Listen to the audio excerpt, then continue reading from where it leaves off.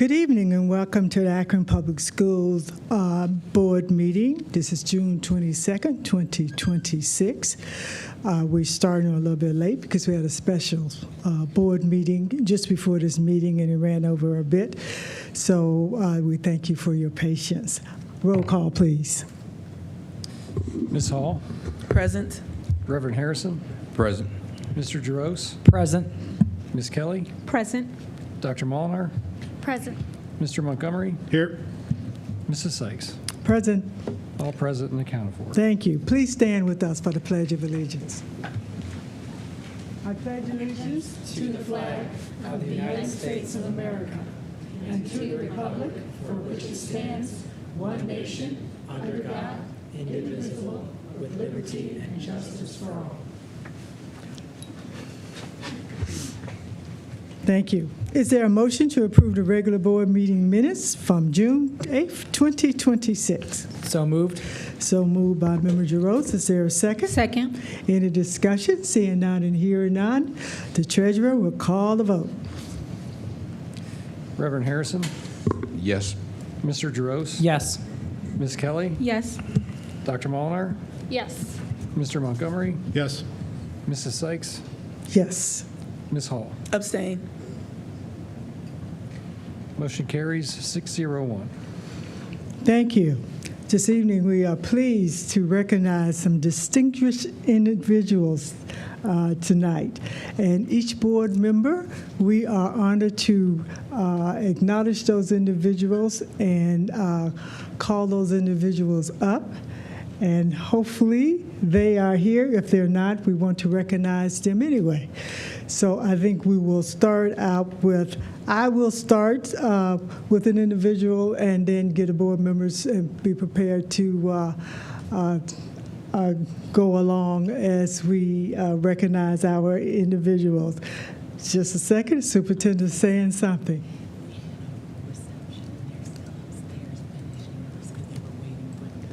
Okay. Oh my goodness, no problem. All righty.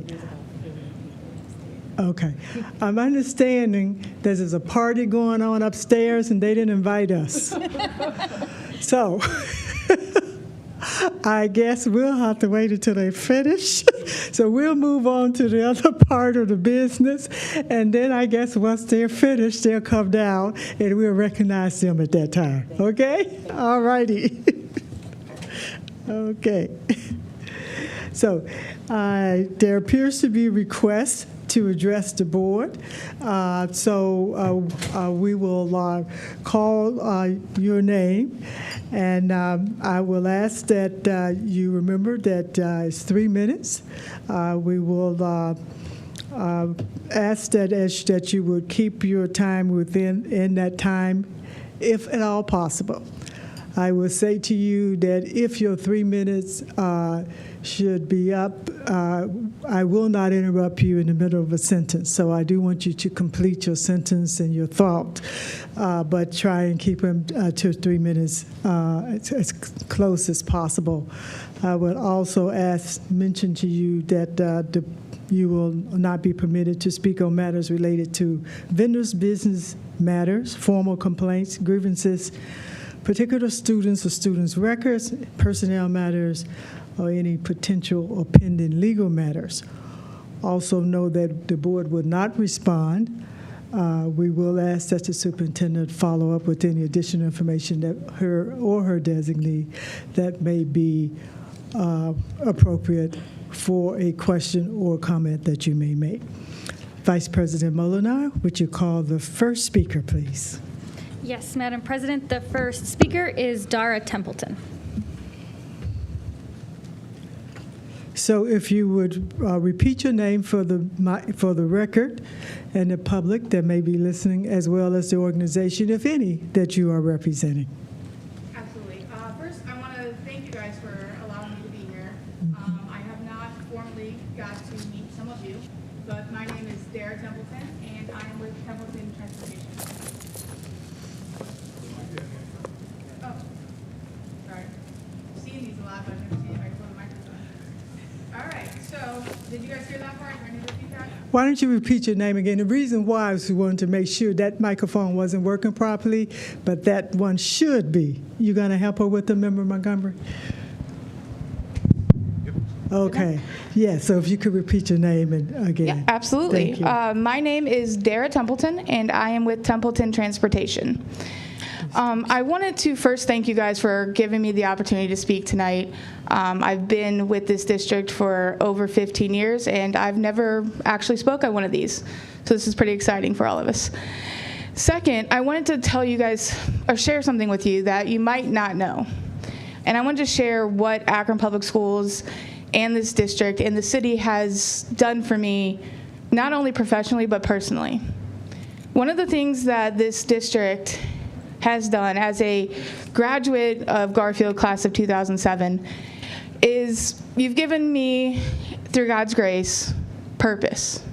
I've learned purpose through this city and through this district, a purpose greater than student transportation, greater than running a business, something much bigger than that, which is a purpose to serve not only the students that I'm entrusted to care for, not only the parents and the teachers, not only the districts themselves that we take very much pride in, contracting with, but a bigger purpose, which is to serve people, to serve my drivers that are here tonight, the greatest humans on the planet that I've ever met. It's truly an honor to have been able to have your purpose outlined for you so early in life, as some people never get that chance. So I want to thank not only you guys, but the city of Akron and Akron Public Schools for allowing me to find that in life. Now, I know what you guys are all thinking right now. You got my emails. You know why I'm here. You're like, come on, Dara, just go ahead and get to it. So here we go. I'm here tonight to encourage you. To encourage each one of you to do what we've sat here and watched you do time and time again, which is simply ask questions. Gather the information you need to make the right decision for this district, to hold your promise to this district. Is that me already? It's the, sorry, I thought that was the thing saying I was running out of time. Anyways, it's to encourage you guys just to ask the questions, though, to make sure that you're getting all the information that you need to fulfill your promise to the taxpayers that have voted you here, to make the best financial responsibility decision for this district. I know we've seen you guys over and over again sit here and make sure that you're getting all the information you need to make these decisions, these life-changing decisions, not just for the students, not their families, not even my drivers, but for the taxpayers. We've watched you guys do that, and I'm encouraging you to do that again tonight. We believe in you as a company, as a person. I believe in each one of you. I believe that you guys will demonstrate the qualities that we've seen, the qualities where you believe in a fair and ethical and competitive process with everything that you do.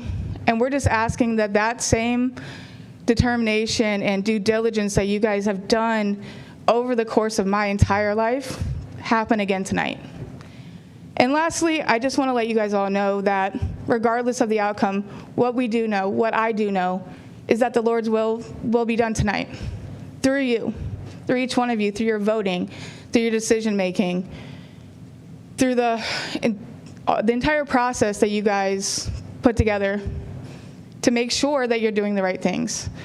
So with that being said, I just want to let you guys all know that regardless of the outcome tonight, we'll continue to pray for you guys.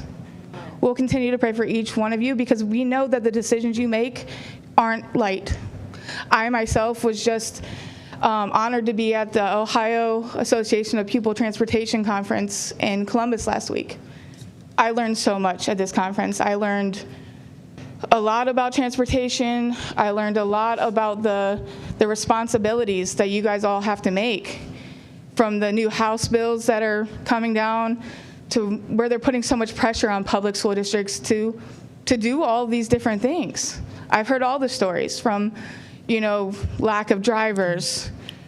And is my time up? Oh, I'm sorry, I didn't hear a bell. Well, in that case, thank you so much, and God bless all of you guys. Thank you. Do I leave this on? Will it be okay to sit down when it's on? Okay. Okay, thank you. Thanks. Next, we have Kevin Templeton.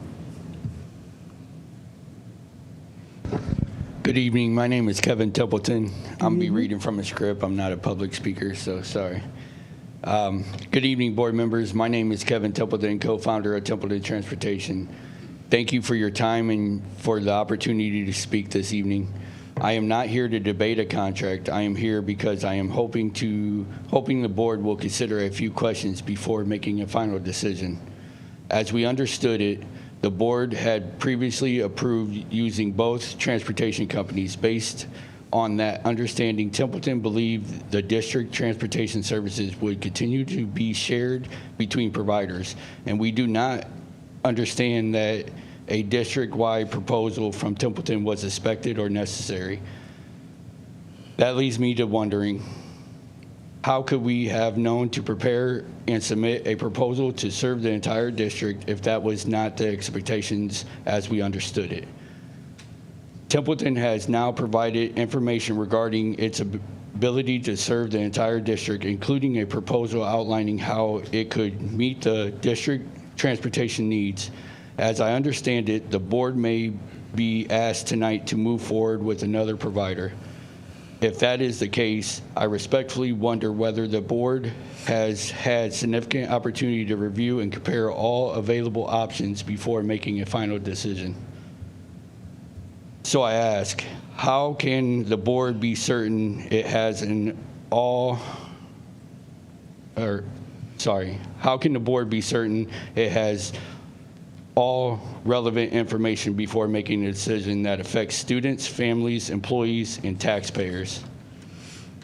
How can the board know whether it is receiving the best value, service, safety, and continuity in every availability option has not been fully reviewed? Over the last several weeks, Templeton Transportation, through council and administration staff, has attempted to communicate with the district administration regarding the transportation process and our ability to serve the district. We have not received the level of dialogue or clarification we hoped for. We are proud of the work we have done for the students and families in Northeast Ohio. We have expanded responsible, followed state transportation requirements, and worked hard to meet the needs of the district that trust us with their students. Student transportation decisions involve more than cost alone. Safety, compliance, communication, reliability, and accountability all matter. Which leads me to one final question. What would be the downside of taking additional time to ensure every proposal, every concern, and every relevant fact has been fully reviewed before a final decision is made? I am not asking the board to reach a particular conclusion tonight.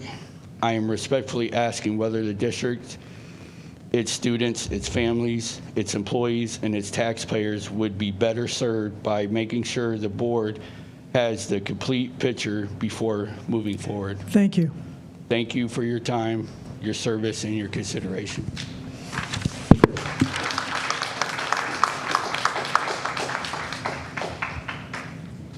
Next, we have Deborah Davis. Good evening, all. Good evening. Thank you for hearing us. As I stand here, I'm a driver for Templeton Transportation. And I can tell you that I've never met such a wonderful group of people. The leadership on this team walks in integrity. They stand up for you. The logo is honor begets honor. And that is true. We can go with any company that you want to, but we should be looking at someone who is capable, someone who walks in integrity, someone who is a professional. And each one of these people that I have worked with, we are a family. We're a family. You might not understand that, but we are a family. We look out for each other. We have many ministers. We have pastors on this team. We put God first. Before all things, seek ye first the kingdom of God and his righteousness, and all these things will be added unto you. We truly live and we truly believe that. This is more than a job for us. We service a community. We've encountered children who have issues. We've loved them. We've counseled them. We've held them. We've done all of these things for these children. It's not just a job. It is a ministry. And I am so glad, I am so honored to be a part of this team. And I can't say enough about it. And so in making a decision that you make, you can get anybody to stand in and to do a job. But what kind of job are they going to do? We've learned to love and we've learned to care for these children. We go above and beyond for these families. And I just want you to know that we're not just standing in a position where we're here to just make money. Dara said purpose. I found a purpose too. And so before you guys make a decision, think about the job that you are doing. Are you called to be sitting here in these seats yourself? You can answer that question for yourself. Or is it something that you're doing just to make money? I hope you're doing it because it's a call that you've been called to do. And so I thank you once again for even considering us even on tonight. Thank you. We appreciate it.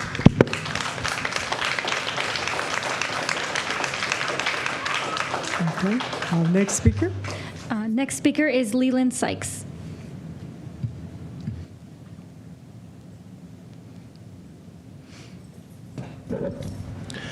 Members of the board, my name is Leland Sykes.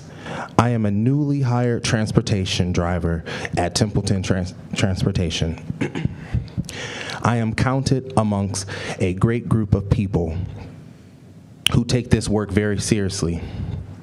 And we stand with our leadership who have many years in this business and industry. We understand that great decisions that you have to make come with a very heavy weight. Our provider, which is Templeton Transportation, has shown up today to ask the board to review our proposal favorably. We want to serve our city, APS, and the families that are in this district. It was made known to me that Templeton Transportation has stood in the gap for families and students that have had interrupted services and subpar experiences when it comes to student transportation. It was Templeton Transportation that was called upon to handle such cases. And from what I've heard, they did it graciously and professionally. I hope this great board does not overlook such details when making their decisions as it relates to our proposals that are on the table. I personally have seen the impact that our provider, Templeton Transportation, has had on some family and children in this district. One child who was preschool age was having a hard time emotionally when I showed up for my first day on the route. This child had several meltdowns and many big tears. But our president, Dara Templeton, jumped to action. She stepped up and went above and beyond. She purchased from her own resources a bag of toys and cars that she and both her and I would hope would cheer the little boy up. And that is exactly what the gesture did. By the second week, this little guy was running out of the door with arms wide open to give me a big hug. I hope this great board views Templeton Transportation as an asset And if you do, I hope your decisions reflect this much. Thank you for your time. Thank you. Our next speaker. Joy Caldwell.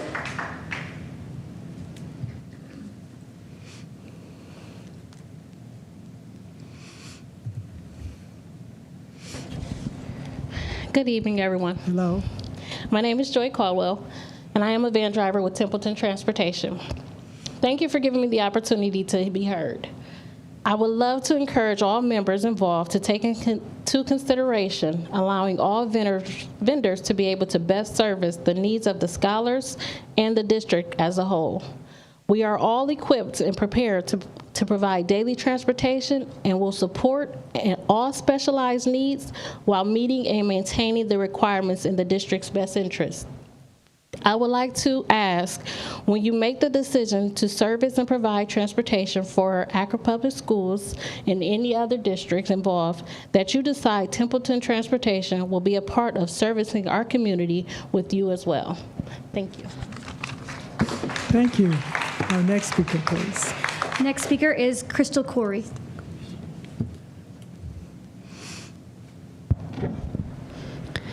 Hello. Good evening, Superintendent, members of the board. My name is Crystal Corey. I'm a Garfield High School graduate.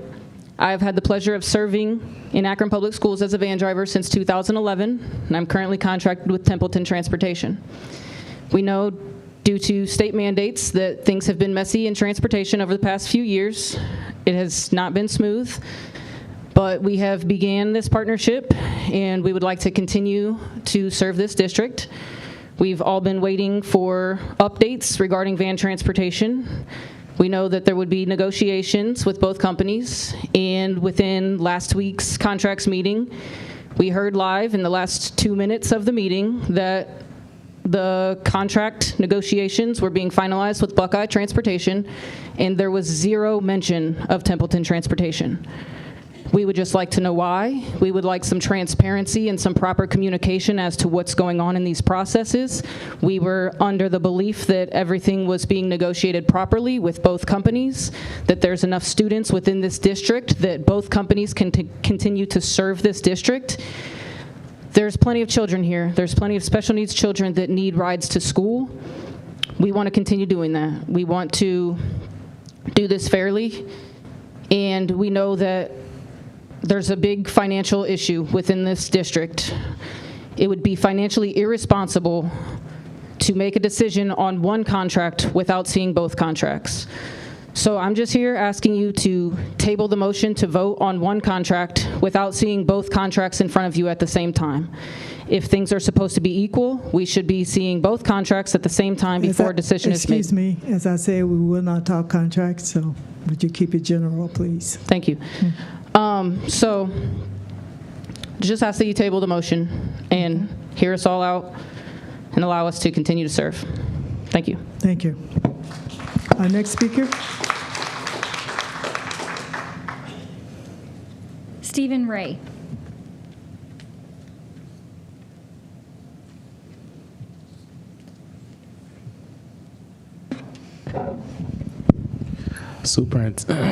Superintendent and members of the board. My name is Stephen Ray, and I'm here tonight on behalf of the dedicated workers whose livelihoods depend on the decisions made in this room.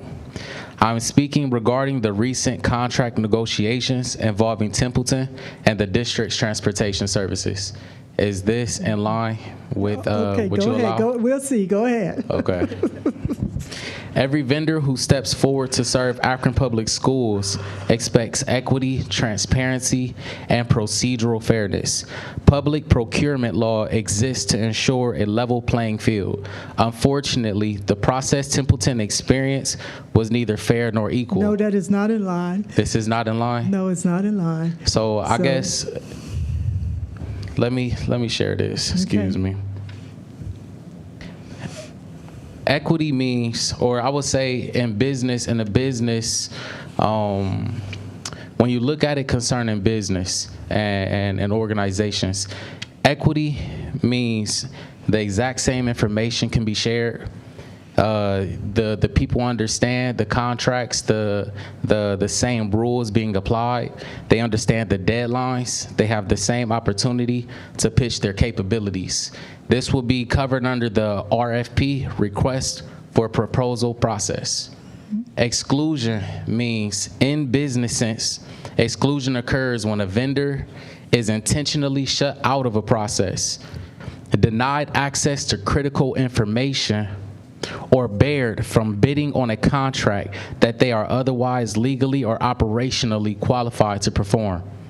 My question to the board would be, do the vendors bid on a scope of work that they do not know how much work it is, or do you put in a request for the scope of work you want to be done, you want to be fulfilled?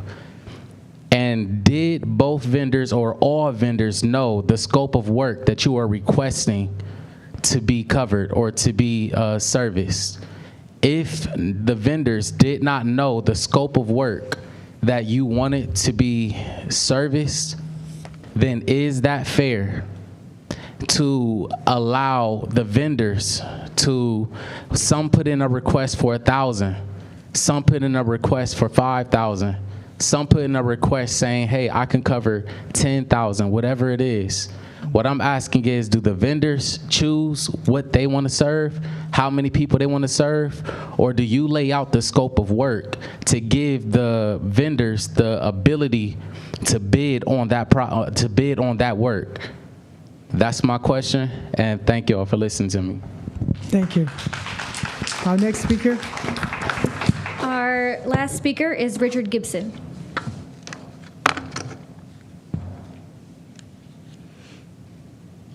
Okay, so I feel like y'all can hear me perfectly.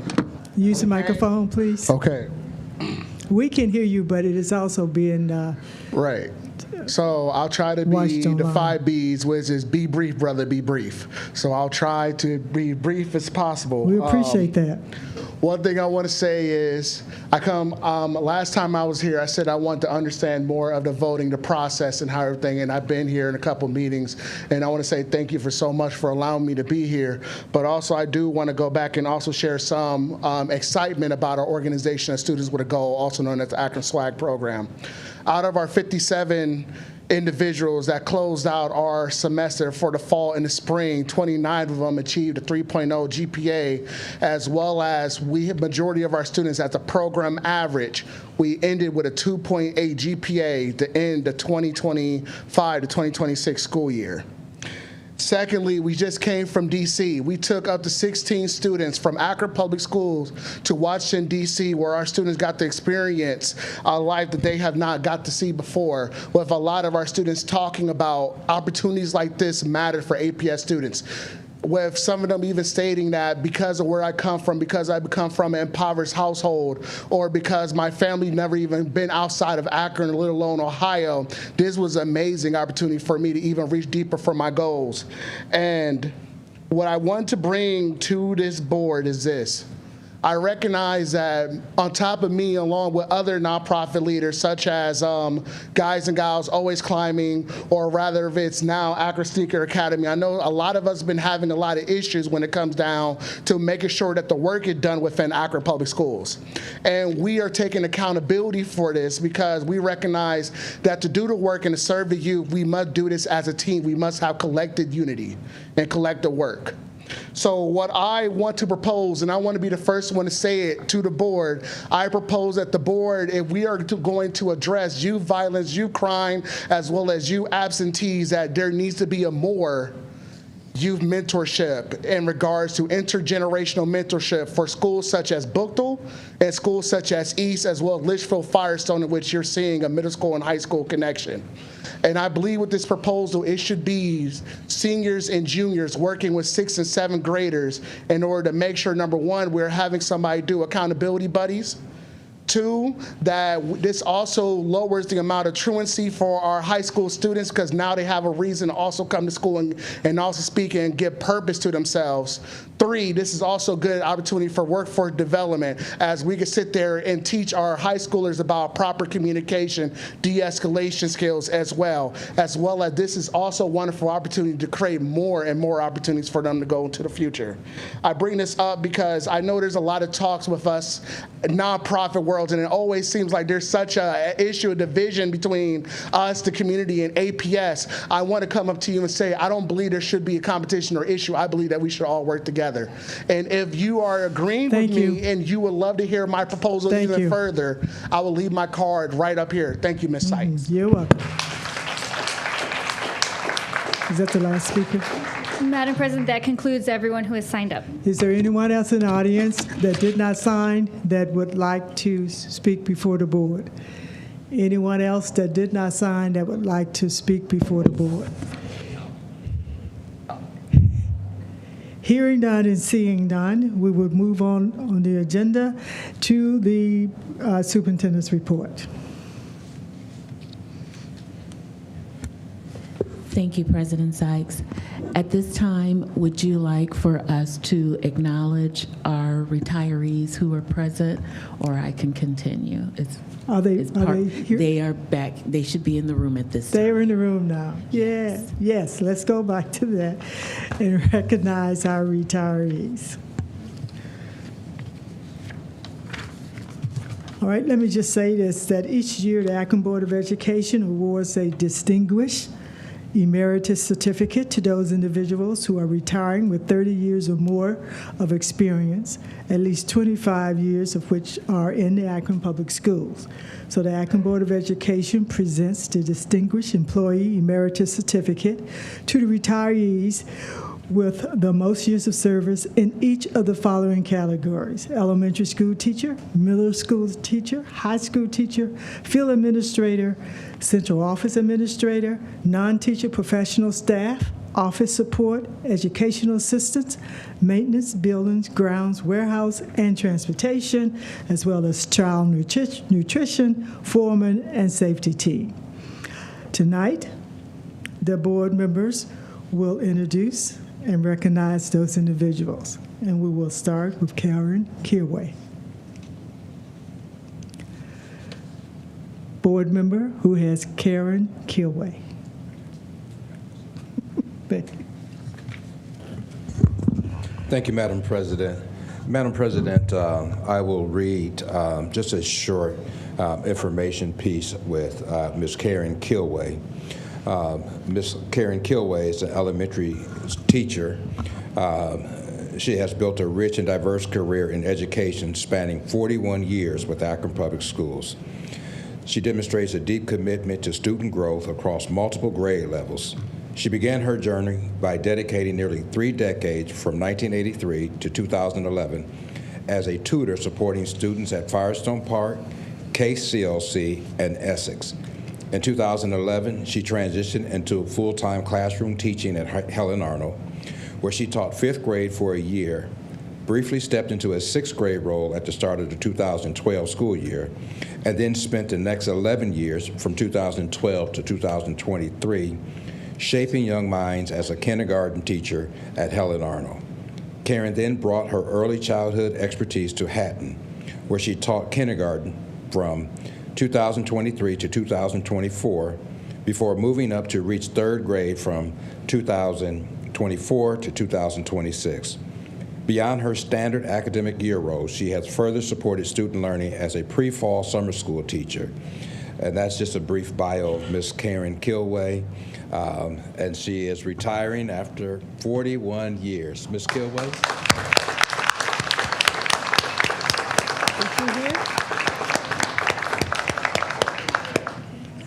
And she is not here. She is not here. So we will. Maybe she's still at the party. Well, after 41 years, I think she deserves to do whatever she is. Yes, I would agree with that. All right, Don Mace, middle school teacher.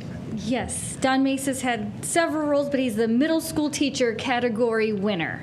So, Don Mace has enjoyed a dynamic and wide-ranging career in education spanning 35 years, showcasing his versatility across multiple grade levels and subject areas. He began his journey as a substitute teacher from 1990 to 1991 before stepping into full-time elementary education at Crosby Elementary, where he taught 4th grade from 91 to 92 and 5th grade from 92 to 93. Don then transitioned to middle school education, teaching 7th grade math at Higher from 93 to 96, followed by a long tenure at Goodyear Middle School, where he taught 6th grade math from 1996 to 2005 and language arts from 2006 to 2010. Later in his career, he pivoted to physical education, teaching at East High School from 2011 to 2012 before returning to Higher CLC as a physical education teacher from 2012 to 2025.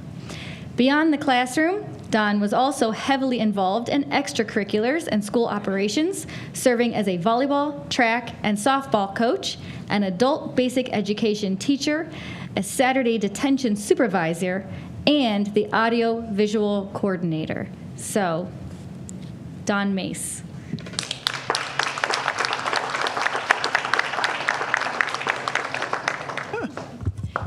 All righty. I have the pleasure of introducing Lisa Lynn. Lisa Lynn is a high school teacher, has built an impressive and enduring career in language education, dedicating 38 years to fostering cultural and linguistic literacy with Akron Public Schools. She began her journey as a Chinese teacher from 1987 to 2005 at Central Howard High School.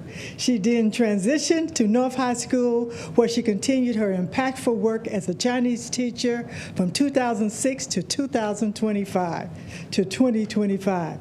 In addition to her instructional duties, Lisa has actively invested in both the professional growth of future educators and student engagements, serving as a teacher, student mentor, and as the North newspaper supervisor. Please join me in congratulating Lisa Lynn for 38 years of service.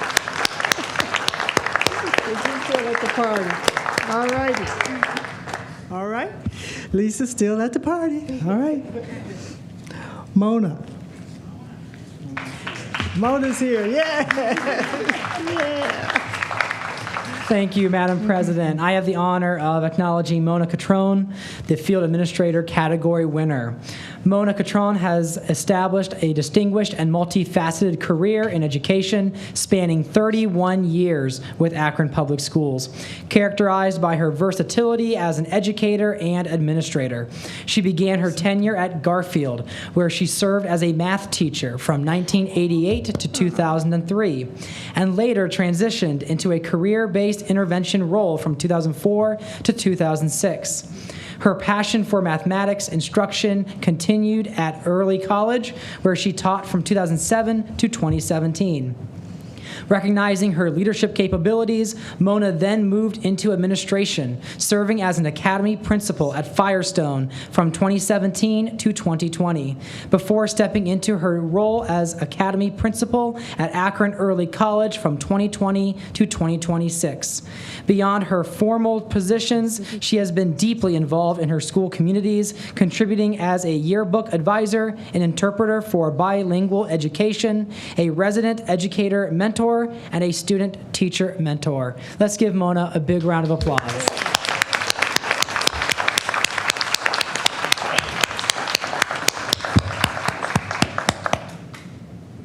Congratulations. Kathleen Durkin. Thank you, Madam President. I have the honor of recognizing and acknowledging Kathleen Durkin, a Central Office Administrator. Kathleen Durkin has built a distinguished career in education spanning 37 years with Akron Public Schools, marked by a steady progression from classroom teaching to instructional leadership. Her journey began at Finley Elementary, where she served as a 4th grade teacher from 1988 to 1993. She then transitioned to Litchfield, teaching 6th grade from 1993 to 2003, before moving to Pfeiffer to teach 5th grade from 2003 to 2007. Kathleen continued her dedication to intermediate education at Voris, where she taught 5th grade from 2007 to 2015. Recognizing her instructional expertise, she then stepped into leadership roles, serving as an instructional specialist for both Robinson and Voris from 2015 to 2018. She later transitioned to the administration building, working as a consulting teacher from 2008 to 2020, and ultimately advancing to lead consulting teacher from 2020 to 2026. Throughout her tenure, she has also actively contributed to student success as an intervention assistant team member. Now, Kathleen is currently enjoying her retirement by traveling to Scotland, but her daughters, Meredith and Madeline, are here to accept the award on her behalf. So give your mom a great congratulations from us. So we started attending the party with something. She went out the country. She went totally out the country. Already living out her bucket. Already living out her dream. That's wonderful, wonderful. I have the pleasure also of acknowledging Nancy Pursuto. Is Nancy here? Yes. Over the course of an extraordinary and deeply impactful 34 years, Nancy Pursuto has dedicated herself to fostering inclusivity, accessibility, and communications within the school district. From 1991 to 2026, she has served with unwavering passion as a hard-of-hearing interpreter, breaking down communications barriers and empowering countless students to reach their full potential.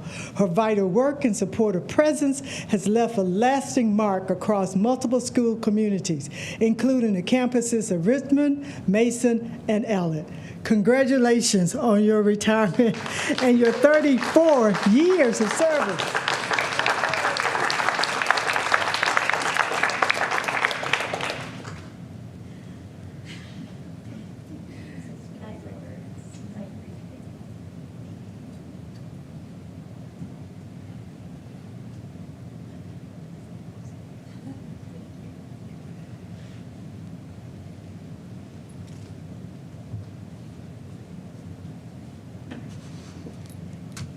Okay. Parthena. Next, we have Parthena Grindstead. Also, really enjoying retirement. Yeah. Well, a little bit about Parthena Grindstead, dedicated 34 years to supporting students and school communities through her versatile roles with Akron Public Schools.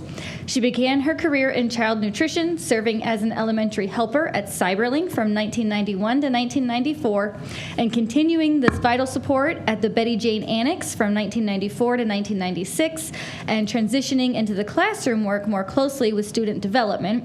Parthena then spent the next 30 years from 1996 to 2026, serving as a dedicated intervention specialist assistant at Bridges, where she provided essential guidance and care to students with diverse learning needs. So thank you for 34 years, Parthena Grindstead. Okay, she's not here either. Vicki Lamson. Vicki? Member Kelly. Thank you, President Sykes. I have the honor of sharing with you that Vicki Lamson has demonstrated an outstanding dedication to our Akron Public Schools community for 32 years as an elementary school helper. She began her career in this role at Krause Elementary School from 1993 to 1994 before transitioning to Pfeiffer, where she has continued to provide vital support from 1994 to 2006. Beyond her primary responsibilities, Vicki has been heavily involved in fostering school-to-home connections in student growth, serving as both family liaison and a parent liaison, as well as a recreational enrichment specialist. Additionally, she lent her skills to students' wellness by working as a program worker in the child nutrition department from late 2024 through early 2025. Thank you for your service. All right, and finally, Richard Skinner. take this time to stand and get these wiggles out. Yes. I see how our children feel. Yeah. All right, Richard Skinner. Oh, he's All here. right, hi. Richard Skinner has dedicated 42 years of invaluable service to ensure the safety, functionality, and beauty of the district's facilities.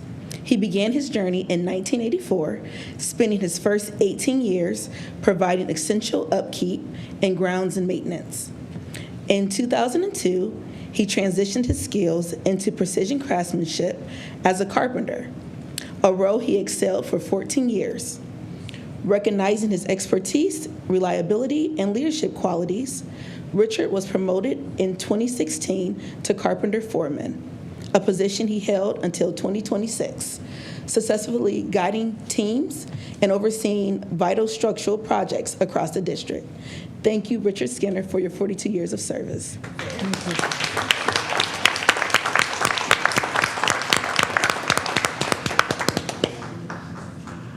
Thank you. So can we give one big round of applause for all of our individuals that's constantly working and serving?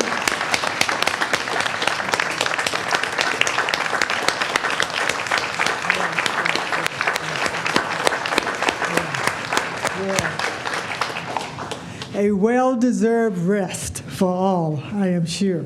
Also, I want to recognize that Member Hall is back. You may notice that she has that thing on her arm, so from a surgery. So she's already told me she may have to get up and move around a little bit because I know it can get a bit uncomfortable for you. So please feel free to do that if you need to do that, Member Hall. But we're happy that you're back.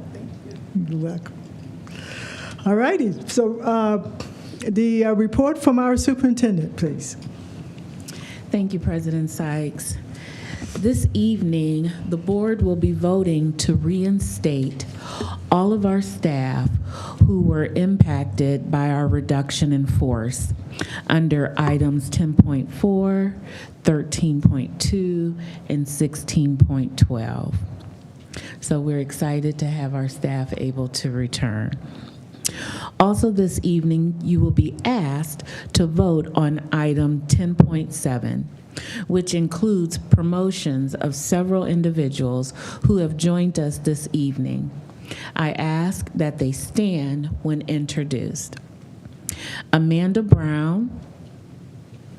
It is proposed that she leaves being a dean at Barber CLC and move into the position of principal at Resnick CLC. Darby Baumberger. Darby currently serves as the dean at Betty Jane CLC, and it is being recommended that she become the principal at Hatton CLC. Christopher Haynes. Mr. Haynes is currently the academy principal at Bookdale CLC, and it is recommended that he become the principal at Litchfield CLC. And Ricky Sims is currently the interim principal at Ennis CLC, and it is recommended that he become the principal at Ennis CLC. So those will come up under item 10.7 this evening. Thank you. Also, just to give you a summer update, with summer underway, our APS scholars are gaining valuable career experience through internships and employment opportunities with partners such as Akron Children's Hospital, the City of Akron, and Jobs for Ohio Graduates, also known as JOG. Students are exploring careers in healthcare, public service, engineering, education, and skilled trades through paid experiences and leadership development programs. APS is also providing hands-on learning through its Summer Learn and Earn, also known as SLAY program, which offers career exploration opportunities in fields such as cosmetology, masonry, event planning, and education, allowing students to build workforce skills while earning income. A group of 15 aspiring educators is currently supporting elementary summer camps and will later gain exposure to district leadership through internships in Akron Public Schools central offices. We are proud of our scholars for investing in their futures and grateful to our community partners for making these opportunities possible. A full summary of our summer participation accomplishments will be shared at the end of the summer term. Also, we would like to share that APS is providing extended school year, known as ESY services at KCLC through June to help eligible students with disabilities maintain critical skills and prevent summer regression. Serving an average of 42 students daily, the program includes specialized instruction, related services, transportation, and breakfast. In addition, free credit recovery is available for rising seniors with disabilities who are behind on graduation requirements. Both programs run through June 26 and support students maintaining progress and staying on track towards graduation and other educational goals. I would like to remind our parents who will have a kindergartner joining us this fall that registration is now open. The first day of school for our kindergarten students is August 31st, 2026. Please remember that the new House Bill 114 requires students to be 5 years old on or before the first day of school. Parents, you can go and start your registration online at akronschools.com/enrollment to register, or you can come to our Family Engagement Center here at 10 North Main. Finally, APS summer programming is off to a strong start. We have 58 K through 12 programs running across 93 locations, and nearly 2,500 seats have been filled. Students at every grade level have access to academic support and enrichment opportunities, including Jump Start to Kindergarten, third grade reading guarantee, and Level Up for elementary students, sixth grade bridge programs, and 11th grade adventures camp experiences for, 11 adventure camp experiences for our middle school students, and also credit recovery, credit advancement, and summer learn and earn opportunities for our high school students. Together, these programs are helping our APS students learn, grow, and thrive in a safe, supportive environment all summer long. Thank you very much, Madam President. That concludes my report. Thank you, Superintendent. We appreciate that. So the Treasurer's report, Treasurer, actually, I think for your temporary appropriation, your cash transfer, and your final appropriation, those were all discussed in rules and then in finance, and we had recommended that they go on consent agenda. So if there's no objection, those will go on the consent agenda since it's been reported out twice. All righty. Okay. All righty. So that you will find on our consent agenda. So now we are up for our Finance and Capital Management Committee. Mr. Montgomery. Thank you, Madam Chair. The Finance and Capital Management Committee met on Wednesday, June the 17th. At 6:30 in this boardroom. Many items were discussed, including the necessity for a special meeting, which was held today, June the 22nd at 3:30, where 4 items were discussed, including the appropriation review. The cash transfer was reviewed at the June 17th meeting.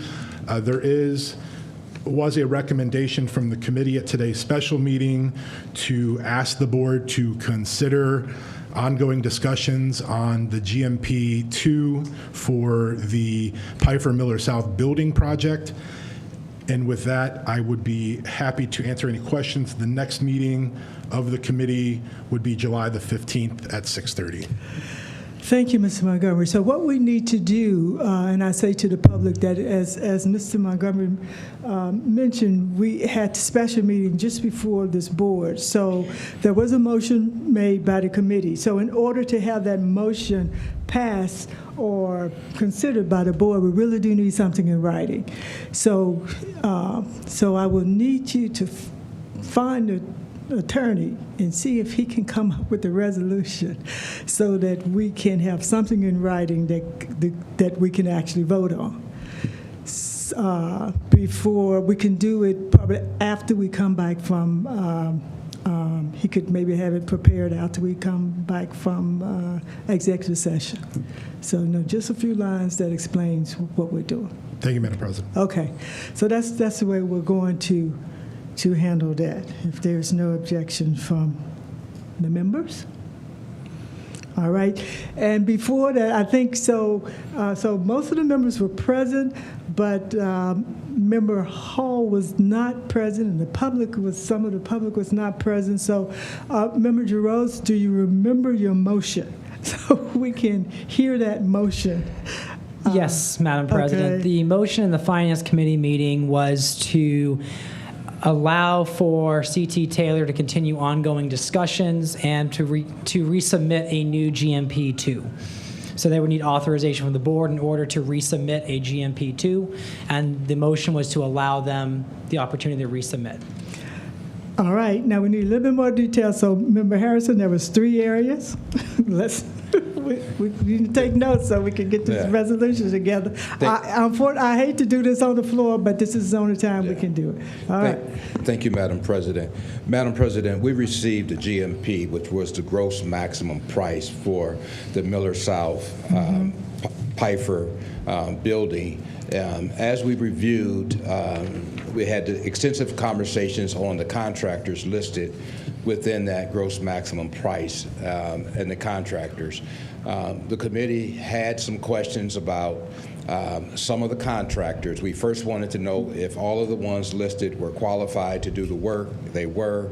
And we had some conversations about the best value may not be the best price, but the best value for the district and the community. There were, out of the contractors that we looked at, there were 3 specific areas where the Finance Committee wanted some clarification. We wanted to see, they may not have been the cheapest, but they were the best value for the Akron School District. So we wanted to take a look at. So those 3 areas, Mason? Well, I'm going to refer to mine. Okay. Mine was masonry. Okay. We came down to 3 areas. Madam President, the other 2 areas were painting and fire suppression. Okay, so let's make sure we have those listed in the resolution. Painting, and what was the third one? Fire suppression. Fire suppression. Okay.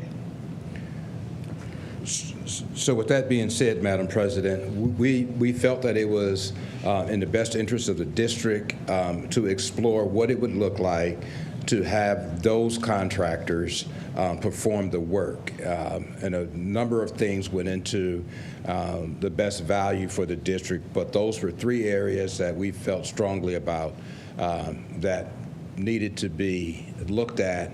And we had discussions on the floor with C.T. Taylor. Okay, thank you. That's all I need. Thank you.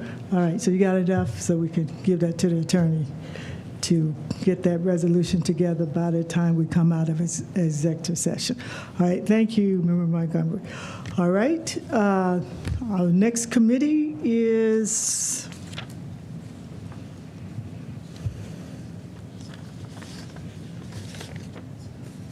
Instructional Policies and Student Achievement Committee. Vice President Molinar. Thank you, Madam President. The Instructional Policy and Student Achievement Committee has not met since our last board meeting, but Dr. Lash and her team has been working hard since then anyway, and even before then, because we are preparing for the July 6th meeting, which I think I see in the draft here is titled Follow the Funding, How Ohio's Voucher Programs Affect Akron Public Schools. So at many of our board meetings, things. We are approving things for non-public schools, and so this will help board members and community members kind of understand what it is that we're approving and where it's going and where it came from. And so Dr. Lash and her team they do have a draft that has been made available to committee members. I strongly recommend committee members, if you have questions, send them to them now so we can be prepared for a robust and productive discussion, which will be right here in the Reverend Dr. Curtis T. Walker Boardroom, July 6th at 4:30 p.m. That concludes my report. Thank you, Member Molinar. Legal and Contracts Committee. Thank you, Madam President. On June 17th, 2026 at 4:30 p.m., the Legal and Contracts Committee met to discuss various contracts. One topic was the retention of legal services. We also went over 22 service contracts, many of which are in the consent agenda. We also received the contract recommendation by the administration for the van driver contract for 2026 and 2027, which is featured in new business. Our next meeting will be July 15th, 2026 at 4:30 in the Reverend Dr. Curtis T. Walker Boardroom. Thank you, Members Rose. Rules Committee. Thank you, President Sykes. The Rules Committee met on June 15th, where we discussed recommendations and resolutions, finalizing our regular board meeting agenda, which we're using today for June 22nd, June 22nd, excuse me. The next Rules Committee meeting will be held on August 3rd at 6:30 p.m. And also for those of you who have asked or at least reached out, the Rules Committee meets the first and third Monday of each month. Thank you. Thank you. So Student Success and Celebrations Committee. So Member Montgomery. Yes, the Student Success and Celebration Committee met on Wednesday, June the 17th at 5:30 in the boardroom, where we were able to celebrate all of our valedictorians and the students that in the secondary education that has achieved perfect scores on their Ohio State tests. And I was happy to fill in for Chair Hall on that. It was a great opportunity to see all of our scholars who are achieving academically, and I know there's a plan to honor the elementary level for the perfect scores, I believe, at our meeting in August. Yes. Thank you. Thank you very much. That concludes our committee's report. Let me go back to the finance and the treasurer. I think you did have your monthly report that you wanted to report out, so that will be the time to do that. Yeah, thank you.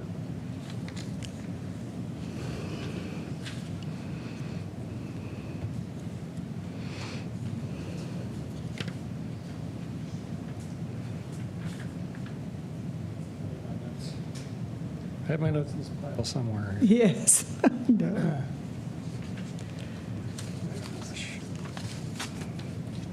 Sorry.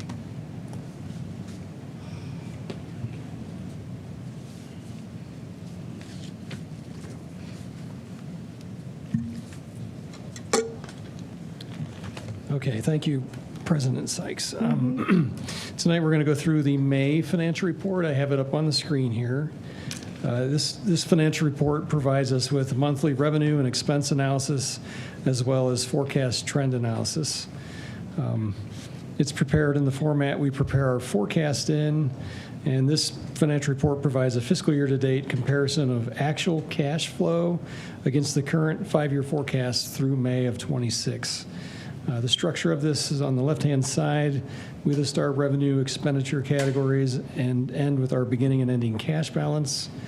Then each of the 6 columns to the right of the categories totals revenues and other financing sources and subtracts the total expenditures and other financing uses to arrive at our excess or net amount for the month.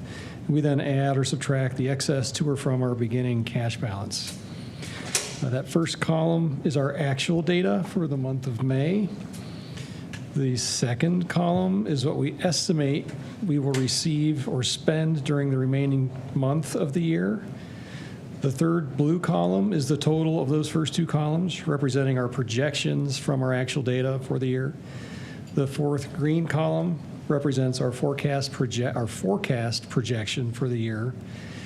Our fifth orange column shows the difference between projection and our current forecast, and that sixth purple column calculates the percentage of our forecasted amount we have recorded so far this fiscal year. So you can say so far we are 11 months through the fiscal year. So we're 91.67% through our current year. Back in column A, you can see that so far this year to date, we've received $364.3 million in revenue and other financing sources, which is about 96.26% of the full amount. We only expect to receive a little bit of grant money in the month of June, which is about $17.4 million. You can see that in column B. That's what we're estimating to receive. Our total projected revenue of $381 million is higher than our forecast, which we put together in February by about $3.3 million, which reflects an increase in our property tax collection rates and some additional investment earnings.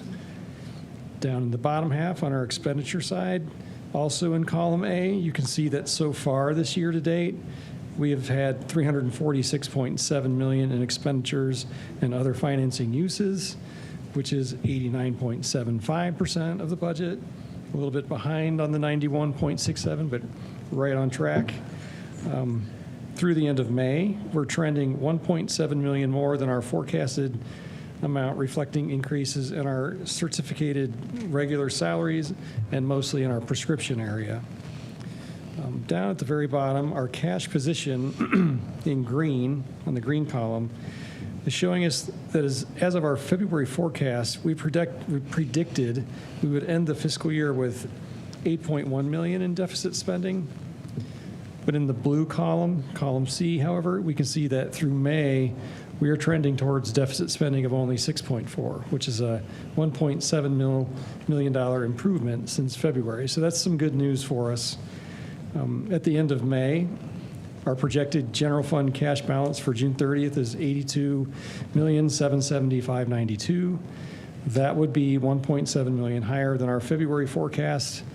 And if you recall, this would also represent a $4 million improvement over our original prediction in August of last year of $10.4 million in deficit spending. So we've made up a little bit of ground, and hopefully that will stick through the end of June for us, and we can start the new year in a better spot than we thought we were going to end up. Thank you, Treasurer. So is there a motion to accept the Treasurer's May financial report? So moved. There's been a motion by Member Montgomery. Is there a second? Second. Second by Member Giroux. All members are prepared to vote. The Treasurer will call the roll.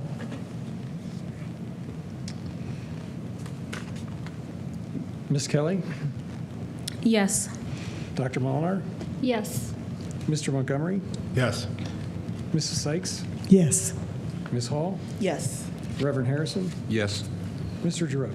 Yes. Motion carries 7-0. Thank you. So we will move on to new business. As I see no, we will move to the consent agenda. Is there a motion to approve the consent agenda? So moved. Member Harrison, is there a second? Second. Before I do that, let me just say, is there a motion to remove any item from the consent agenda? Member Hall. 22.9. And then 21.4, which I guess it also reflects on 21.5.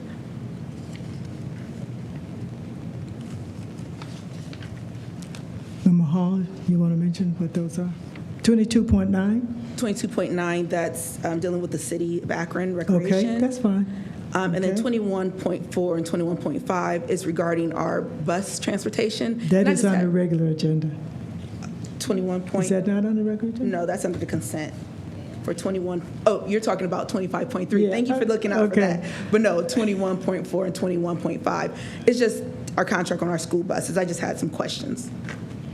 Okay. All right. So we will remove 22.9, 21.4, and 21.5, and we will discuss those on the new business. So the question.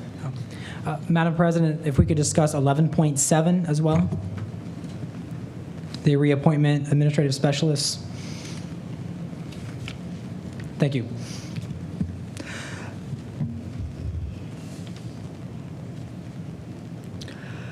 Okay, so 11.7, 21.4, 21.5, and 22.9 will be placed under new business. So the question now, shall the consent agenda as amended be approved? So moved. It's approved by Member Hall. Is there a second? Second. Second by Member Kelly. All members are prepared to vote. The treasurer shall take the roll. Mrs. Sykes? Yes. Ms. Hall? Yes. Reverend Harrison? Yes. Mr. Jaros? Yes. Ms. Kelly? Yes. Dr. Molinar? Yes. Mr. Montgomery? Yes. Motion carries 7-0. Okay. So under new business, let's start with 22.9, the City of Akron resolution. Is there a motion to approve 22.9? So moved. Is there a second? Second. Members are prepared to vote. The treasurer shall call a roll.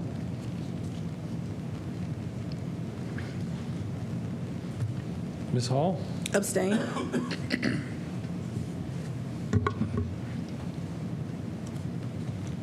Reverend Harrison? Yes.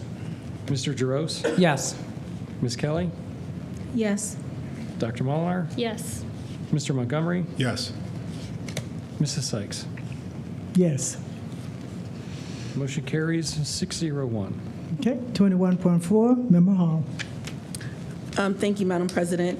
I just had questions, and I guess we can loop in 21.4 and 21.5 because I guess 21.4. Okay, fine. When we utilize our buses, to my understanding, when it comes to like championship games of our students, most kids can't attend, especially if they're off-site of their schools. Have we ever looked into providing transportation for our students to attend like championship games or so that they can support their teammates? I know we've talked about it before and now it's in the agenda for approval. Instead of trying to always look for funding for a bus, our bus drivers are on salary or paid, and we have the transportation. So I guess my question is, has there been discussion on being able to get our children to and from games, championship games, games away, like they're hosted at Elliott, and you have a student that booked on Firestone, those kids want to attend games, but they can't because they don't have the transportation to and from the schools. Superintendent? Thank you. When this question came up the last time, I did follow up with our athletic director, and he said for any school where the principal said there was a need, he had made arrangements through his budget. So I do not believe we would change that practice, but we could certainly follow up because we do have a new athletic director. Just to follow up? Member Hall. Thank you. Thank you for that. So now we know that students need to encourage their principal to allow them to go to these games, because I don't think students know that, so if they don't know, how can they ask? So I would either encourage our principals or our students to have a conversation about them being able to attend the games to support their peers. Thank you. Thank you. So is there any more additional questions, any comments? Is there a motion to accept 21.4? So moved. Moved by Member Jaros. Is there a second? Second. Second by Member Molinar. Members are prepared to vote. Treasurer will call the roll. Ms. Hall? Yes. Reverend Harrison? Yes. Mr. Jaros? Yes. Ms. Kelly? Yes. Dr. Molinar? Yes. Mr. Montgomery? Yes. President Sykes? Yes. Motion carries 7-0. Thank you. 21.5, so Member Hall, since it's a total, it is bus transportation, but it's co-circular activity, so it's a little different, so couldn't take it out. We had to do them separately. No problem. So 21.5? Pretty much the same conversation, but I guess on this one, this is activities that are really not pertaining to well, the first one was non-transportation. This one is like festivals and things like that. I guess my other question would be field trips. So to my understanding, by visiting schools and things like that, I always ask, do kids go on field trips and things like that? And I've been told that they have to get the money out of their funding for the schools to take the kids on field trips. So they don't always have the funding to take students to different locations for field trips. Has there been any conversation on, because I guess to pay for the bus is pretty expensive to come out the budget of the schools. So has there been any conversation or discussion on how to get kids on more field trips? I would say, for example, Higher has a class where it's like a history class, and they dress up in old century clothing. Hill Farm would be a wonderful field trip for those students to engage in. They understand the concept of the clothing, the history of, I don't want to say medieval times, but they understand that. So having them to go on a field trip to have a broader experience, to go to like Hill Farm or other places like that would be good. But they say they don't have funding, or they don't have the money to take kids on field trips like that. Okay, so. Superintendent? Mm-hmm.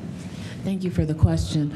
So we have our essential field trips that the district does pay for. We work with our different curriculum supervisors. Adam Motter, in that case, lets us know which grade levels the field trips are the most appropriate for, and then we work with the treasurer to allocate funds for those district-sponsored field trips.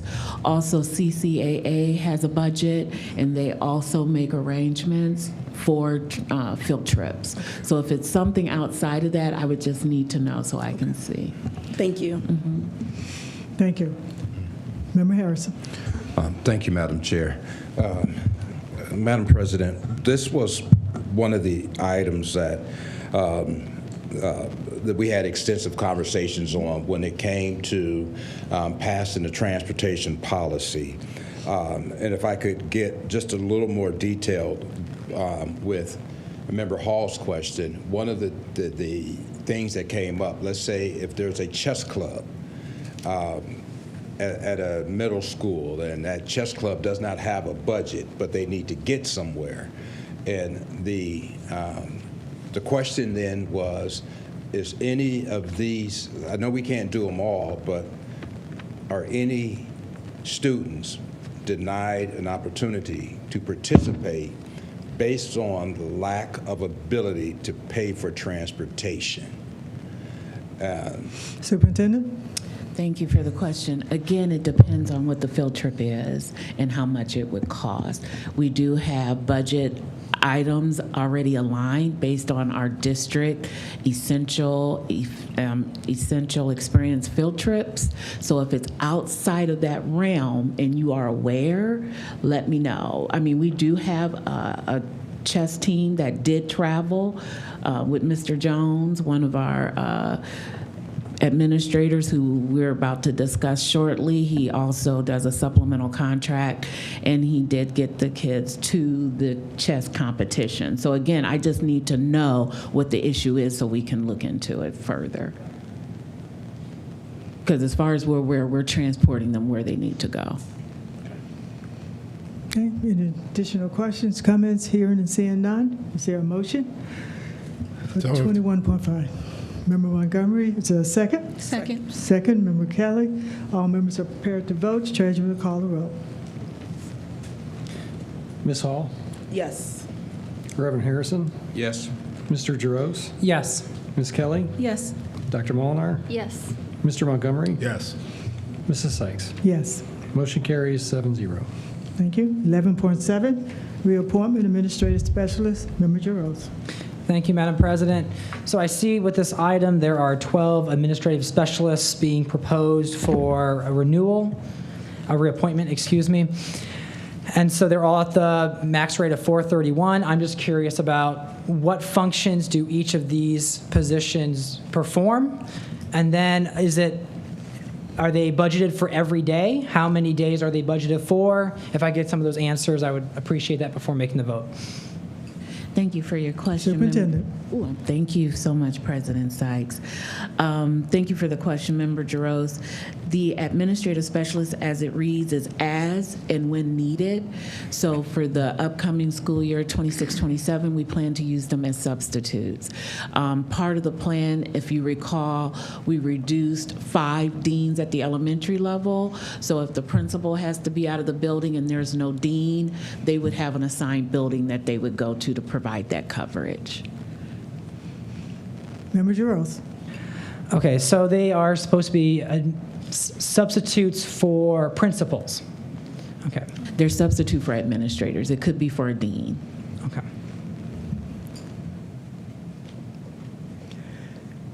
Any additional questions, any additional comments? The question is, shall 11.7 pass? Members are prepared to vote. The treasurer will call the roll. Is there a motion? So moved. And second? Second. Second, Member Hall. Motion by Member Harrison. So the question now, shall 11.7 pass? Members are prepared to vote. Treasurer will call the roll. Ms. Hall? Yes. Reverend Harrison? Yes. Mr. Jaros? Yes. Ms. Kelly? Yes. Dr. Molnar? Yes. Mr. Montgomery? President Sykes? Yes. Motion carries 7-0. Okay, that concludes those items pulled off the consent agenda for new business. Now, new business item 25.1, resolution authorizing the contract with Metro Regional Transit Authority for pupil transportation 2026 through 2027 school year. Is there a motion? So moved. So moved, Member Jaros. Is there a second? Second. Second, is there any discussions? Any comments? Member Kelly. Thank you, Superintendent. Thank you, President Sykes. I know when we went over this resolution during the Rules Committee, there was further conversation held whether or not we had established conversation or at least a backup regarding what is currently going on with Metro RTA. Was there further conversation had that we are at least able to share at this moment? Superintendent? Thank you, Madam President. Thank you, Member Kelly. If you would like, I could ask for Director Falk to come up. We did discuss it. I want to say that Member, oh my goodness. Was that in addition to just you said that you were reaching out to ask them? Yes, but she didn't have an update at that time. She may have one now. Because we also received a flyer about some possible activity. Okay. Just Director, do you have an update? Yes. Yes.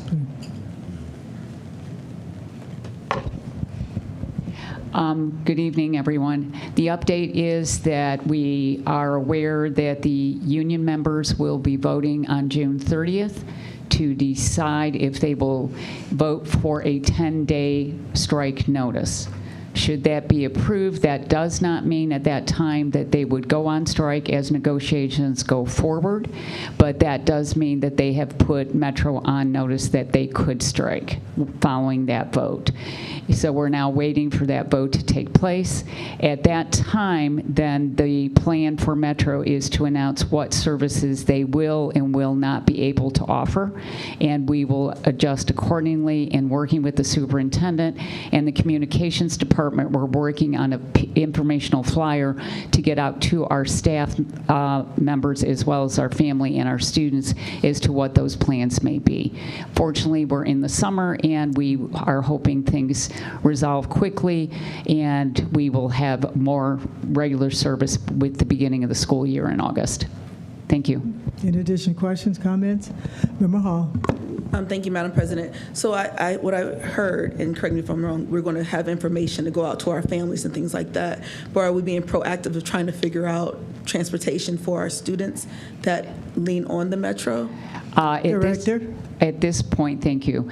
At this point, we do not have the capability at this point to add additional services. During the summer, our drivers and our buses are not available. We do rely on Metro to do this. State standard is high school students are not required to be provided transport. We're just very fortunate that we have this contract, so we're going to make adjustments accordingly depending on what happens at Metro, and hopefully it resolves quickly. Member Molina. Thank you, Madam President. I heard that administration is working on a flyer for families.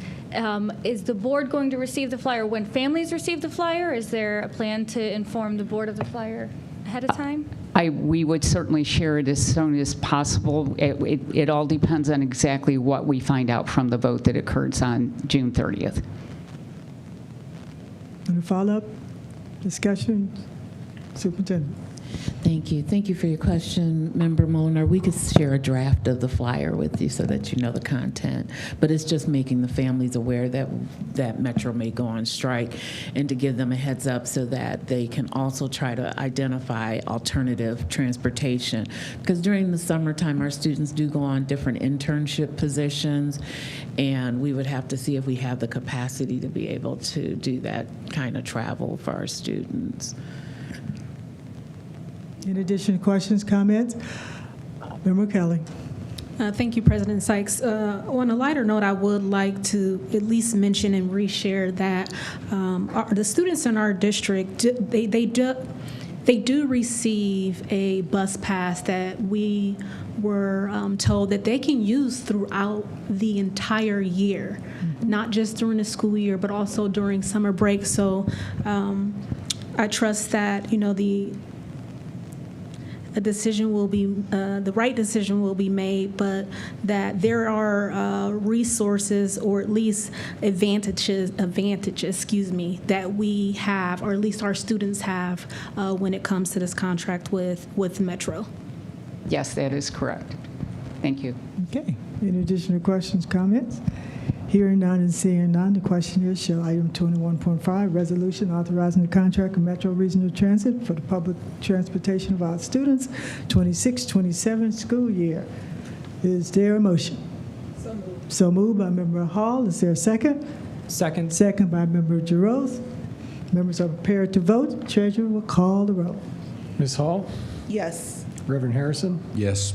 Mr. Giroux? Yes. Ms. Kelly? Yes. Dr. Molinar? Yes. Mr. Montgomery? Yes. Mrs. Sykes? Yes. Motion carries 7-0. Thank you, Treasurer. Item 25.2, resolution authorizing the contract with parents transporting their children to and or from school for the 26-27 school year. Is there a motion? So moved. Motion by Member Harrison. Is there a second? Second. Second by Member Molinar. Is there any discussion? Here.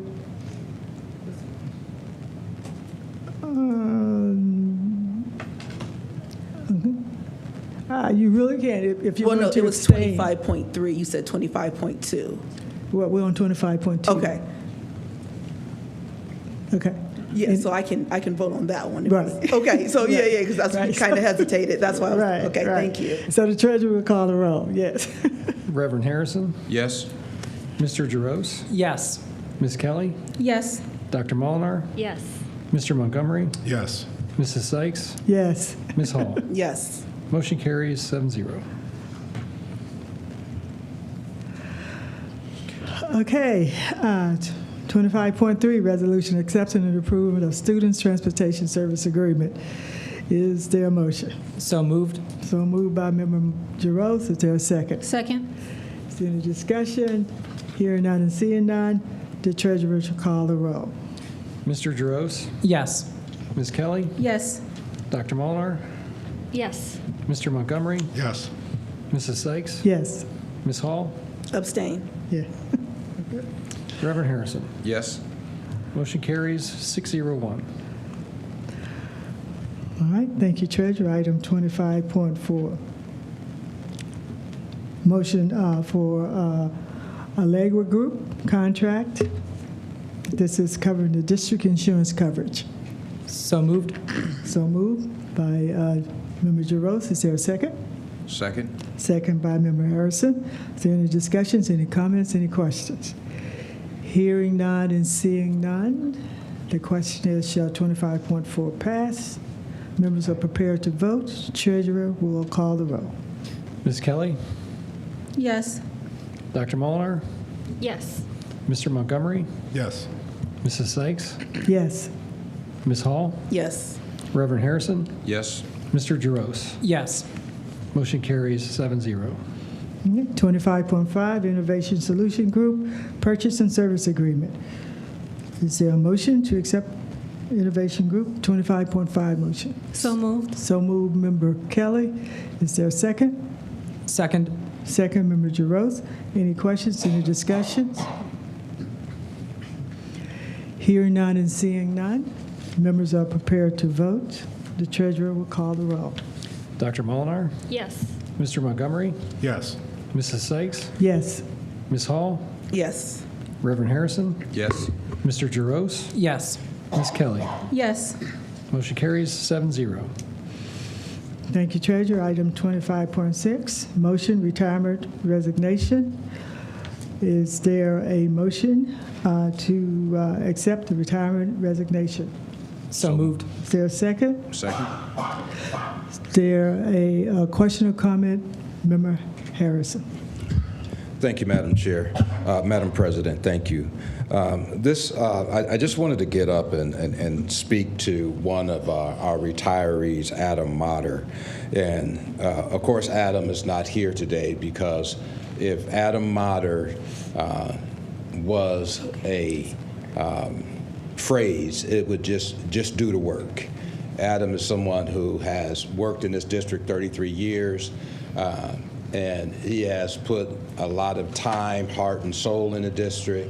I personally will miss Adam because he may not say the most eloquent things, but what he says is true. He may not be the most calm person when he's getting something done, but he's going to get it done. So I think the district will miss Adam, will miss his laugh, his sarcasm, but I just think that Adam Motter is a person who we can't say enough about the dedication of our employees, a heart for the people, a heart for the community, and he does so many things. I just wanted to get up and say, to Adam, goodbye, good riddance, have a great time in retirement, and I know that someone else is going to benefit from him, and you just won't find a harder worker than Adam Motter. Thank you. Thank you, Member Harrison. Any additional comments?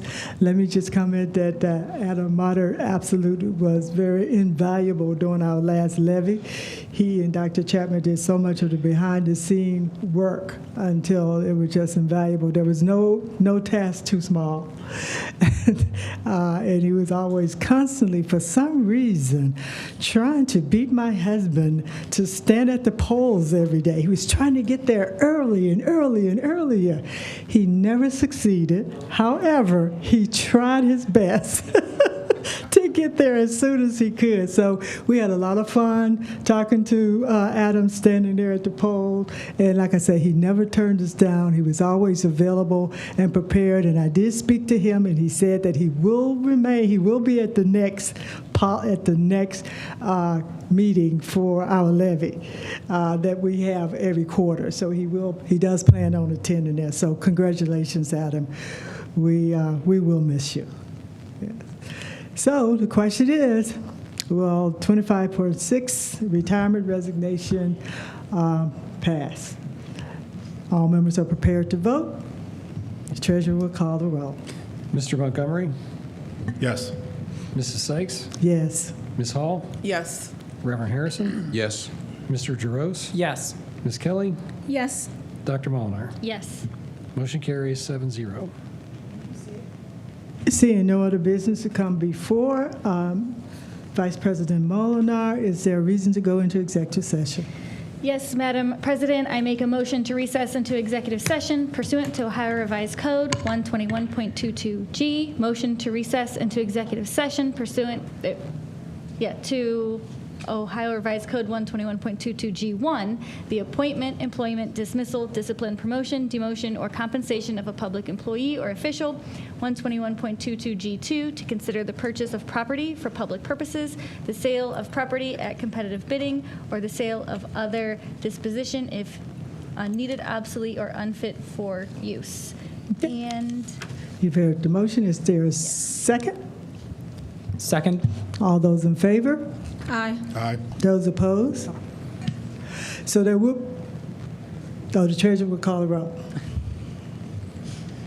Mrs. Sykes? Yes. Ms. Hall? Yes. Reverend Harrison? Yes. Mr. Jaros? Yes. Ms. Kelly? Yes. Dr. Molinar? yes. Mr. Montgomery? Yes. Motion carries 7-0. Thank you. So there will be no action at the end of the when we come back out of executive session, however, that we will discuss in executive session. But there should be a resolution that should be prepared that will not be discussed in executive session for us to vote on when we return. So we are now in executive session. It is now 7:12 p.m. and we will return hopefully within 1 hour. If not, we will return to let you know that it is taking longer than expected. We'll now adjourn into executive session.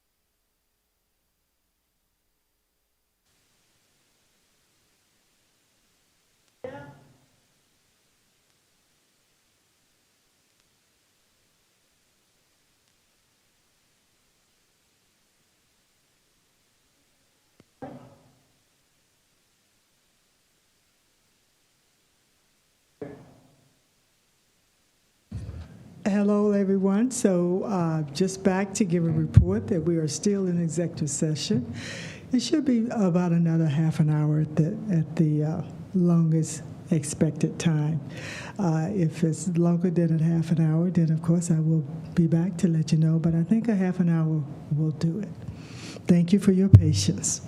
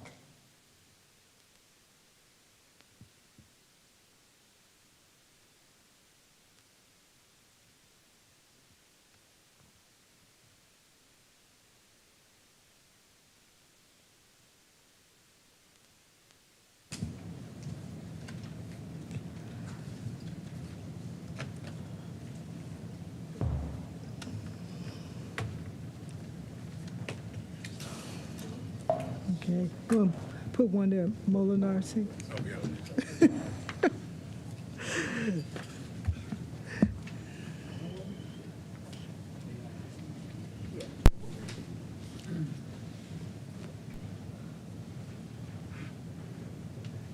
Okay. Yep.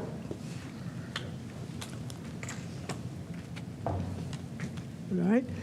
All righty. We are back from executive session. There is no action to take from the executive session. However, we do have a couple items that we need to address. The first one will deal with artificial intelligence legislation, policy 7540.9.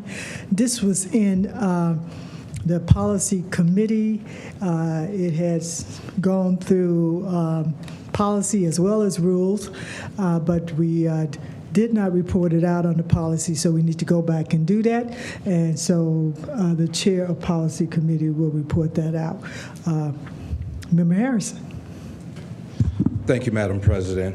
Madam President, before us, we have a new policy, our artificial intelligence policy. School districts have been directed by House Bill 96 to create a new AI policy. We do have that. We have some recommendations that came from Neola, as well as some items that we have included in the policy. The policy is a policy that has built into it the provisions that we will revisit the policy quarterly from a time perspective, but also as often as we need to with the advancements of AI. Our policy covers definitions, stakeholder engagement, AI literacy, data privacy and security, procurement and evaluation of AI tools, the ethical use of AI, academic integrity, academic accessibility, employee training, and like I said, the creation of an AI work group that will meet quarterly at the minimum and more if needed, if things arise as AI continues to evolve. And we would ask that this policy 7540.09 be voted on and passed tonight. Thank you. Thank you. Is there a motion to accept the policy 7540.9? So moved. So moved. Second. Member Giroux, second by Member Hall. Is there any discussion? Any comments? Hearing none, members are prepared to vote. The treasurer shall call the roll. Ms. Hall? Yes. Reverend Harrison? Yes. Mr. Giroux? Yes. Ms. Kelly? Yes. Dr. Molinar? Yes. Mr. Montgomery? Yes. Mrs. Sykes? Yes. Motion carries 7-0. Thank you. And as said during the meeting, there was a recommendation from the committee for a resolution. And so we have that resolution before us. I don't know if all members have had an opportunity to read it. So rather than that, I would just ask that Member Montgomery, if you would, we would first offer, a member would offer an amendment to accept the resolution. Offer a motion, I'm sorry, to accept the resolution. Yeah, I would so move. Okay. And there's a second? Second. Now for the discussion and reading the item into the minutes. Do you want me to read it first or discuss it first? Because Whichever one you feel comfortable doing. Okay. So I'll start with the discussion piece of it. So as was referenced earlier in the meeting, there was a special meeting of the Finance and Capital Management Committee today at 3:30. There was a robust discussion on the review of the guaranteed maximum price proposal with the construction manager at risk, C.T. Taylor.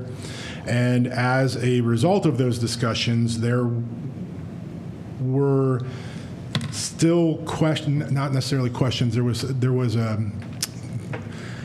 the will of the members of the committee to present to the board what has turned into a resolution for the construction manager at risk to further define, go back and review a couple of the trade areas as to whether they warrant additional review of what is best value. There are 3 areas that I'll read in the resolution.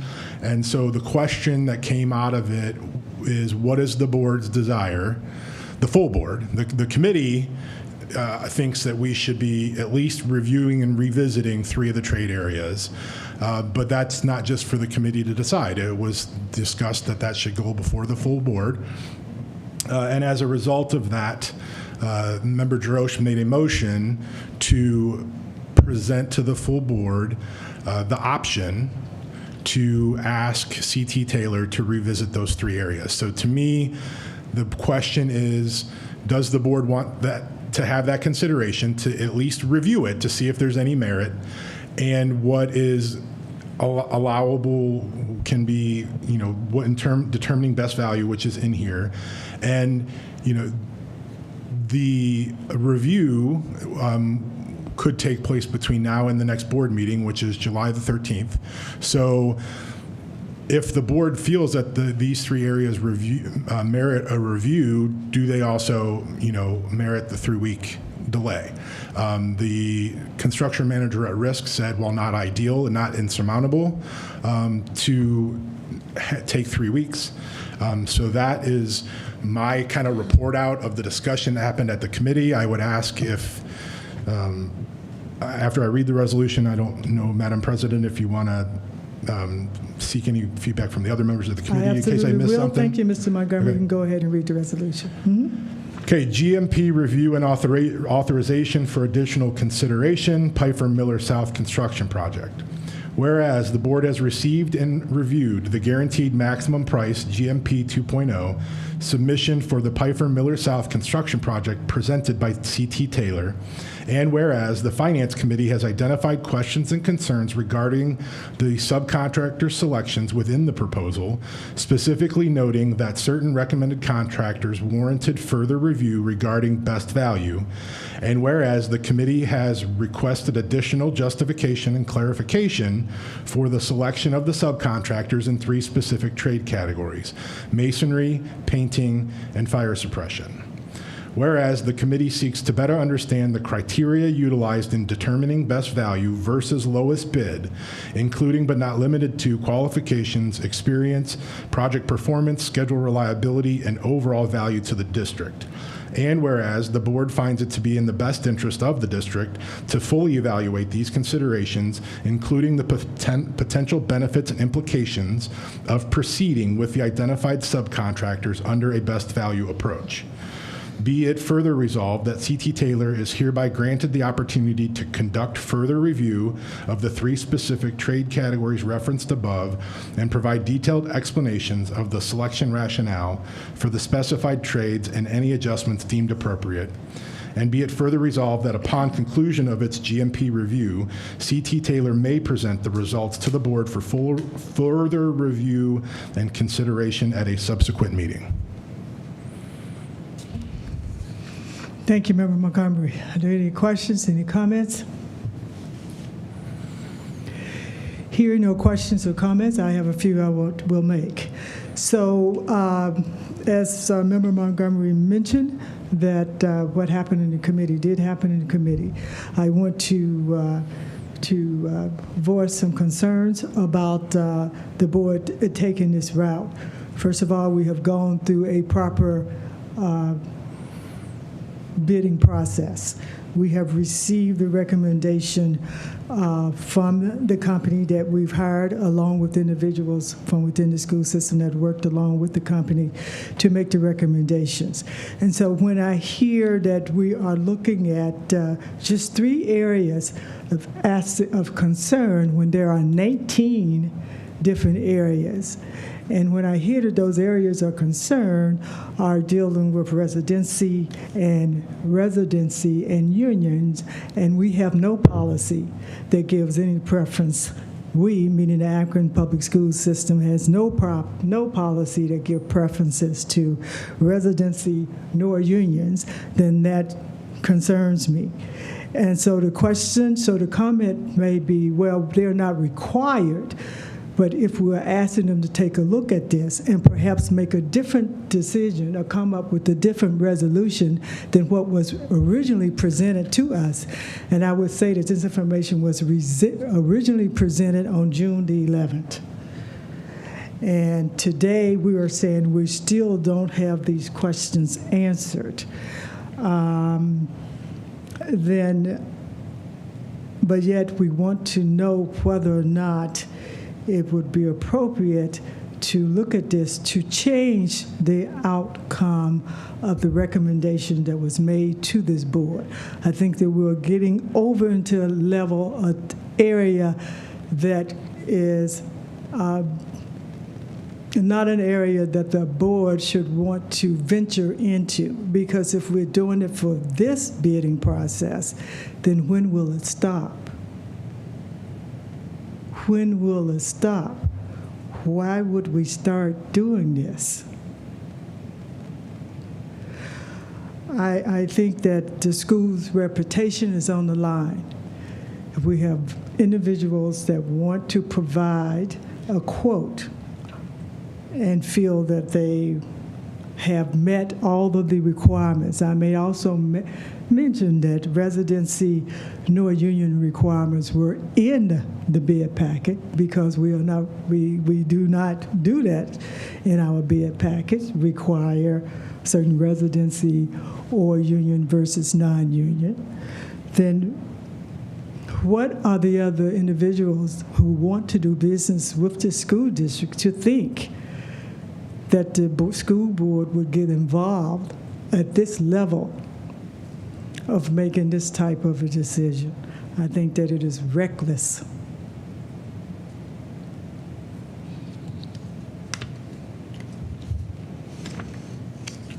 So the question is whether or not resolution, we do not have a number for this resolution, whether or not the resolution to review GMP and authorization for additional consideration for Pfeiffer Miller South Construction Project should be passed.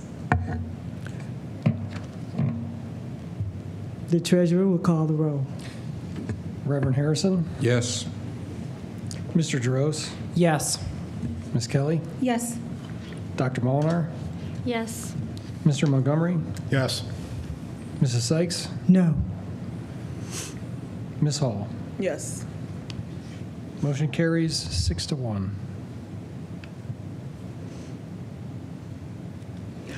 Thank you. Is there a motion to adjourn? So moved. Been moved by Member Hall, second by Member Jaros. We are now adjourned at 8:51 p.m. Do we have a roll call? I guess we could. Reverend Harrison? Mr. Jaros? Yes. Ms. Kelly? Yes. Dr. Molinar? Yes. Mr. Montgomery? Yes. Mrs. Sykes? Yes. Ms. Hall? Yes. We are now adjourned at 8:51 p.m. It's still 8:51. 8:51.